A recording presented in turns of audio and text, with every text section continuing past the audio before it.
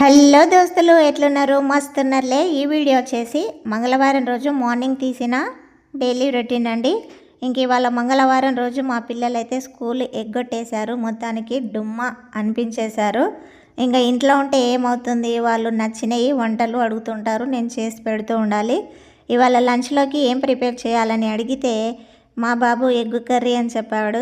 ఇంకా మా వారేమో టమాటా పచ్చడి చెయ్యి, అది ఎండుమిర్చితో చేయమని అడిగారు. సరే అని ఇంకా రెండు ప్రిపేర్ అయితే చేస్తున్నాను. ముందుగా టమాటా పచ్చడి కోసము టమాటాలు ముందుగానే కట్ చేసి పెట్టుకున్నాను. ఒక 10 టమాటాల వరకు కట్ చేసుకున్నాను. ఇప్పుడు స్టవ్ మీద బాండి పెట్టుకొని కొద్దిగా మినపప్పు, కొన్ని ధనియాలు, కొంచెం జీలకర్ర, ఎండుమిర్చి కూడా వేసుకోవాలి. నేను ఎండుమిర్చి ఒక 15 దాకా తీసుకున్నాను. నేను తీసుకునే టమాటాలకి ఈ 15 ఎండుమిర్చి అయితే సరిపోతుంది. ఇందులో కొద్దిగా ఆయిల్ వేసుకొని ఫ్రై అయితే చేసుకోవాలండి. స్టవ్ సిమ్లో పెట్టుకొని ఫ్రై చేసుకోవాలి. ఇలా ఫ్రై అయిన వాటిని ఒక మిక్సీ జార్లోకి తీసుకోవాలి.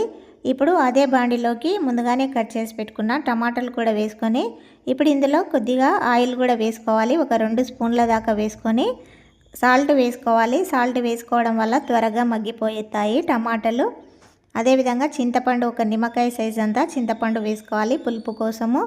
ఇవన్నీ వేసుకొని బాగా కలుపుకోవాలండి టమాటాలు. ఇలా కలిపిన తర్వాత దీనిపైన మూత పెట్టి మగ్గనివ్వాలి. ఒక 2-3 నిమిషాల దాకా మగ్గనివ్వాలి. ఈలోపు ఉల్లిపాయలు అయితే కట్ చేసి పెట్టుకోవాలి ఎగ్ కర్రీ కోసము. ఉల్లిపాయలు కట్ చేసుకునేటప్పుడు నేను ఎప్పుడు ఈ ఉల్లిపాయ పొట్టు అనేది తల మీద పెట్టేసుకుంటాను. ఇలా తల మీద పెట్టుకొని కట్ చేసుకోవడం వల్ల కంట్లో నీళ్ళు అనేవి రావండి. మ్యాక్సిమము చాలా వరకు రావు. నేను చెప్పేది అబద్ధం కాదు. ఒకసారి మీరు ట్రై చేయండి. నేను ప్రాక్టికల్గా అయితే మీకు చూపిస్తున్నాను. మామూలుగా ఉల్లిపట్టు పెట్టుకోకుండా కట్ చేస్తే ఇంకా రాలుతూనే ఉంటాయి, కంట్లో వాటర్ వచ్చేస్తూనే ఉంటుంది. నాకు ఈ చిట్కా ఎవరో చెప్పారండి, గుర్తయితే లేదు, కానీ ఇలా పెట్టుకొని కట్ చేస్తే వాటర్ రావు అని చెప్పారు. అందుకనే నేను ట్రై చేశాను. మ్యాక్సిమం పని అయితే చేసింది. మీరు కూడా ట్రై చేయండి. ఇప్పుడు టమాటాలు కూడా ఉడికిపోయాయి, చూసారు కదా మెత్తగా. ఇప్పుడు ఇందులో కొత్తిమీర వేసుకోవాలి. క్లీన్ చేసి పెట్టుకొని కరివేపాకు, కొత్తిమీర వేసుకోవాలి. ఇలా వేసుకున్న తర్వాత ఒకసారి కలిపి ఇవైతే చల్లారనివ్వాలి. చూసారు కదా మగ్గిపోయాయి. ఇప్పుడు వీటిని తీసి పక్కకు పెట్టేసుకోవాలి. ఇది కంప్లీట్గా చల్లారాలి. వేడి మీద అయితే అస్సలు మిక్సీ పట్టకూడదు. ఇప్పుడు వేరొక బాండి పెట్టుకొని కొద్దిగా ఆయిల్ వేసుకొని జీలకర్ర, ఆవాలు వేసి ముందుగానే కట్ చేసి పెట్టుకున్న ఉల్లిపాయలు, అందులో కొద్దిగా సాల్ట్ కూడా వేసుకొని ఉల్లిపాయలు అయితే మగ్గనివ్వాలి మెత్తగా. ఇప్పుడు దీనిపైన మూత పెట్టి ఒక 2 నిమిషాలు అయితే ఉడికించుకోవాలి ఉల్లిపాయలు. 2 నిమిషాల తర్వాత మూత తీసి అల్లం వెల్లుల్లి పేస్ట్ వేసుకొని ఫ్రై చేసుకోవాలి. ఈ అల్లం వెల్లుల్లి పేస్ట్ పచ్చి స్మెల్ పోయేదాకా ఫ్రై చేయాలి. అదేవిధంగా పసుపు వేసుకోవాలి. పసుపు వేసుకొని కలుపుకోవాలి. ఇప్పుడు స్పైసీకి తగినంత రెడ్ చిల్లీ పౌడర్ అయితే వేసుకోవాలి. నేను 2 స్పూన్లు వేశాను. మీరు ఎంత వేసుకోవాలనుకుంటే అంత అయితే వేసుకోండి. ఇప్పుడు రెడ్ చిల్లీ పౌడరు పచ్చి స్మెల్ పోయేదాకా ఫ్రై చేసుకోవాలి. ఈ ప్రాసెస్లో స్టవ్ సిమ్లోనే పెట్టి ఇలా కలుపుకున్న తర్వాత దీనిపైన మూత పెట్టి ఒక 2 నిమిషాలు అయితే మగ్గించుకోవాలి. ఈ లోపు అయితే అన్నం అయిపోతుంది. ఒక సైడ్ కూడా వైట్ రైస్ ప్రిపేర్ చేస్తున్నాను. ఇప్పుడు ఇది కూడా ఫ్రై అయిపోయింది. అది అన్నం ఉడికేలోపు ఇందులో ఎగ్స్ అయితే వేసేద్దాము. మనకి ఎన్ని ఎగ్స్ కావాలో అన్నీ వేసేసుకొని ఒకసారి మూత పెట్టాలి. 1 నిమిషం పాటు మూత పెట్టి తర్వాత 1 నిమిషం తర్వాత మూత తీసి ఇదంతా కలుపుకోవాలి. ఇలా మూత పెడుతూ తీస్తూ ఈ కర్రీని అయితే కలుపుకోవాలండి. ఇది మాడకుండా ఉంటుంది మధ్య మధ్యలో కలిపితే. ఇప్పుడు అన్నం ఉడికిపోయింది. అన్నం వాటర్ వంచేసి దీన్ని అయితే దమ్ముకు వేయాలి రైస్ని. మీరు రైస్ ఎలా ప్రిపేర్ చేస్తారో కామెంట్ చేయండి. నేనైతే ఇలా వాటర్ ఎక్కువ అన్నం ఉడికిన తర్వాత అయితే వాట్ చేస్తాను. చాలామంది కరెక్ట్గా వాటర్ పెట్టి చేస్తారండి. నేనైతే అలా చేయను. ఒకవైపు అయితే ఎగ్ కర్రీ కూడా ప్రిపేర్ అవుతుంది. 2 స్టవ్ల మీద రైస్ కర్రీ అయితే అయిపోతుందండి.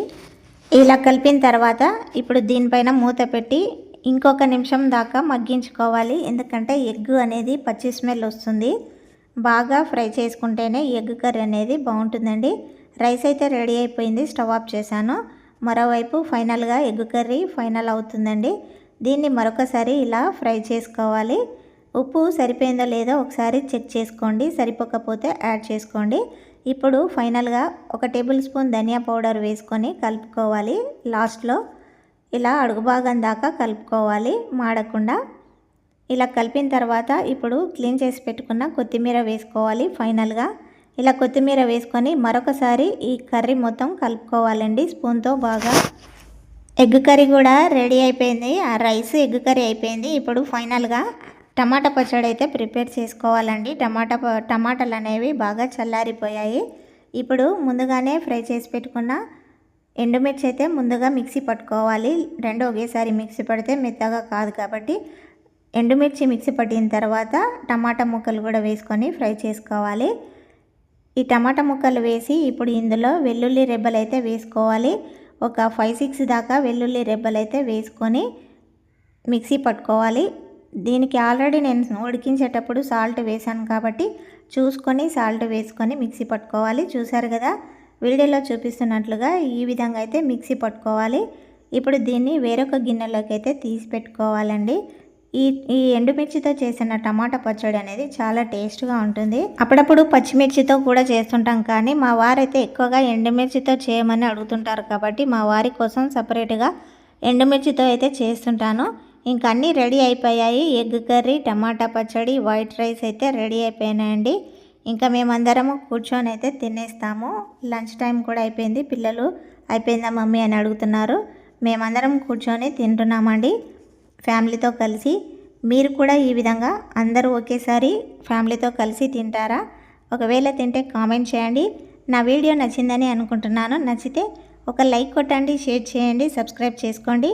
మీలో ఎవరైనా నా ఛానల్ కొత్తగా చూస్తున్నట్లయితే ఖచ్చితంగా సబ్స్క్రైబ్ చేసుకోవడం మర్చిపోకండి. నెక్స్ట్ వీడియోలో మళ్ళీ కలుద్దాం. Thank you for watching. Bye bye.